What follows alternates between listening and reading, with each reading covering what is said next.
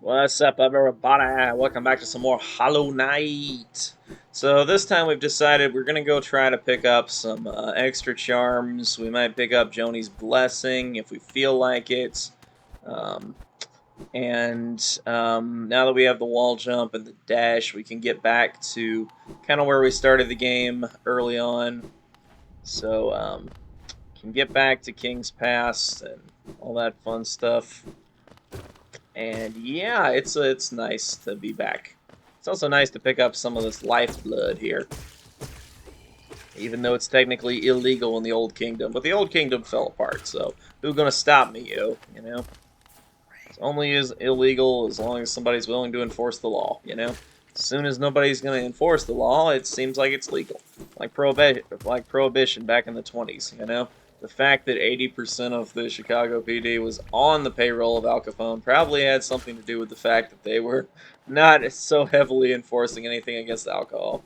Also, prohibition just is a stupid idea, okay? Alcohol is not to be, one of those things to be prohibited in a way because people aren't going to stop drinking. It's not going to make a difference. So a law is only as effective as, it can be enforced, I think is always a biggie.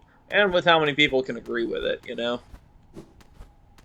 Okay, so we clearly have some spikes we have to platform around because why not? Thanks a lot, game. And yeah. Yeah, there was nothing here, right? I'm just trying to remember quickly. There's nothing like over here? Yeah, no. This wall looks mighty breakable, but it's just not. I don't know, it just has that look about it, you know? You get that look for certain walls that are breakable. Alright, so now we're on top of the world of Hallownest, the Howling Cliffs. And I'm getting hit for no reason, so that's nice. But our lifeblood lasted for a few easy enemies. Okay, so if you, but since we're going to sit on this bench, I guess it really doesn't matter. So this is the first home of our Nail Master, one of the Nail Masters. The first time I was here, I never knew you could walk in here and there was a Nail Master. I was just coming here for the bench, and that's all I thought was here, you know? So I kept looking for a nail master all around here, and I couldn't find him, and I didn't know what was going on. My casual playthrough. Yeah. Okay. So we're going to learn the Cyclone Slash, I believe, which can be really useful, to be honest. It takes a one of the things I find annoying about it is that if you get hit, you lose your Nail Master art, which is a little annoying. But anyway. The guy now thinks that we're like his kid, you know? So that's nice. So, thanks, buddy. Okay, so now we have the Cyclone Slash. Let me show that off really quickly. You hold up while you're doing this. Oh, there was a bench there. Okay. Watch how this goes. Now I need to equip my charms. Man, people, why didn't you remind me to do that? Oh wait, because I don't have an audience. Well, like I don't have an audience here. I know you guys are watching. Okay. Anyway, yeah. So the quick focus is finally something we can put on. We're not really going to be missing Soul Catcher that much. But anyway, as I said, the Cyclone Slash is actually one of the more useful nail arts. Not all of them are useful. Okay, that's the case. The Dash Slash I use like grand total of like never. Ah, freaking frick, man. Okay. See, the life of our hero gets way easier once we get the once we get some extra stuff, you know. Once we have the double jump, I mean, because the double jump is just it's so nice. Ugh. I almost never come to the Howling Cliffs this early. I think the first time I came here my first playthrough right as soon as I got the wall jump because I was all into exploring. Like I was starting to have fun by the time I had the wall jump. And so then I was like, "Ooh, I wonder what's over here. I wonder what's over here. I wonder what this is," you know? And so at that point I was definitely exploring this kind of area and I had my fun at the Howling Cliffs, finding some money and being like, "Oh, yay." And like this stuff here, this like my idea panned out, you know? Which we can all be excited about, right? When your ideas pan out. Because sometimes we all have ideas and they just don't pan out, and you're like, oh man, I thought this was cool, and then it's just not. We all been there. See how quick focus is now? So quick focus reduces your healing time by 50%, which makes a massive difference for this game, because if you're trying to heal, then the game will not let you if you get hit while you're healing. So anyway, over here there are a few piles of Geo, so we're definitely going to try to pick those up as much as possible. We want to go into this next area with full soul. And that's both for the charm we're going to pick up in Green Path and the one we're going to pick up elsewhere as well. Our buddy Cornifer is around here somewhere humming, but once again, since I don't have an audio cue to work with, I can't really say where that's at, but it's down a little bit lower. He's, you know, always follow the literal paper trail. Go find him. Yeah. In this direction, I'm about as far as I'm willing to go, though there's been pleasant changes from the tight confines of the caverns. I've drawn out a small map for this area. It's a simple one, and more for completion, really. Not knowing full extension of the region, but it can be quite frustrating. Yep, so we're going to pick up a map here. This is also where we get Joni's blessing if we continue into here. But this is also a dark room, so we can't really get Joni's blessing until after we get the lantern. I always forget that I don't have the lantern yet, because I'm so used to having it at this point. As I say, I usually get the lantern pretty early on because it is useful a large number of areas, and I don't know, you kind of feel unequipped without your lantern. You kind of need it. It just lights up areas, that's all it's good for, but Sly is the only one who can sell it to you, since there's no competition, and he gets to charge whatever price he wants for it, you know? Which is kind of a problem for the free market, but whatever. Because there isn't really one. Our guy even has a note about that at one point, which I think is pretty funny.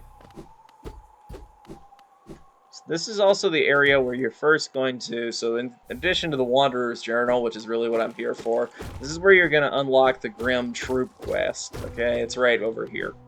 So, but we can't do that because we don't have the Dream Nail yet. We can't get the Dream Nail yet without the Butterfly Lantern or without the, yeah, it's pretty much just without the Butterfly Lantern. That's all that's really stopping us from going to get the Dream Nail. But this area is, you know, not too bad. And we came here mostly also for this King's Idol treasure. It's pretty easy to get back to our guy who sells the treasure, so we need to, we're doing some of that so we can get some money, because we really need money in this game so we can buy that lantern. And the lantern's not cheap, so, you know, we gotta raise 1,800 bucks from somewhere. I'm also gonna get a little money from the Grub Father, good old Grub Daddy. He's gonna give us some easy money. Don't miss this grub. Here's the grub. You can't get back this way, unfortunately, until after you unlock it from Green Path, so I'm going to go do that right now. So now we're back in Green Path, essentially, at this point. You think that's a lame reward, but actually, it's lamer, because they're enemies. Okay, we need a slappy. Come on, come on. I hate not having the quick slash. I hate not getting focus either. Where's my focus? I mean, my soul. I hate not having soul. Ow, my face. Ow, my face again. Okay, die. So we've killed one of them, grand total of 1, and we're down to the other one. But you don't actually have to kill him if you don't want to. You know, there's no reason to, really. Because you can get the Balder Shell charm here, which is what we're after. The Balder Shell is a charm I find almost useless, and I'm somebody who likes the idea of it. So I think that just tells you its execution is not on point. But what I will do is I'm going to unlock this area before I save quit out of here. With my low health status. I meant to come in here with full soul, but, you know, then I got distracted by my own commentary again. I know, the sound of my voice, it's just so beautiful, huh? I'm kidding, I'm not that pretentious. Okay. Or pretentious at all. Being pretentious is so stupid. Don't do it. Okay, so we're going to quit back to the menu because we got the things we wanted to out of here. And we don't even need to go back to Green Path because we don't really have anything to do there. So there's not really a point in defeating the other Balder Shell. It's just not worth it. So, particularly with that low of health. Okay, so now we are back at this bench, and we're gonna hike our way back to the good old village. I believe we need to hike back to Dirtmouth a bit, and then we're going to go from there back to sell some relics, and hopefully then we can have enough money. Let me check my relics quick. You can check them in your inventory over here. So I've got 2 Wanderer's Journals. Those are worth 250 each, I believe. So that's 500 bucks.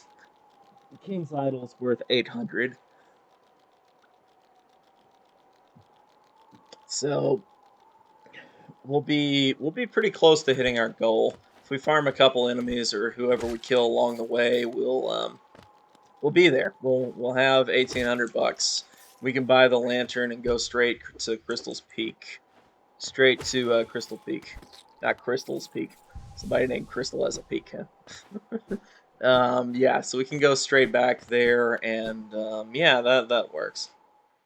So we're falling back in. This is where the game began. Does make you wonder how the knight was just hiking the road when technically he had to come from the abyss, but you know, these things can be questioned. Anyway, we also got the nail art, which is one of the things that convinced me to come this way, because I really wanted the nail art. It's pretty useful, isn't it? I sure think so.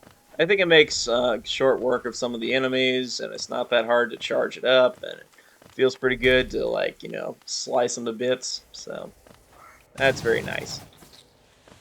Yep, getting in some practice, because we're going to be needing to use the Cyclone Slash a few places in this game, so, yeah, might as well grab the spiders for some good luck here. Yep, little lifeblood never hurts. Except in the eyes of the king when it came to the law. You know how the song goes. I fought the law and I won. I fought the law and I won. Yeah, that's how I think the song should go, right? Who wants a song where you lost? Okay. Anyway, joking aside, it's time to get back and yeah, let's wrap up this part here. I'll rest up my throat before I resume here with the next video.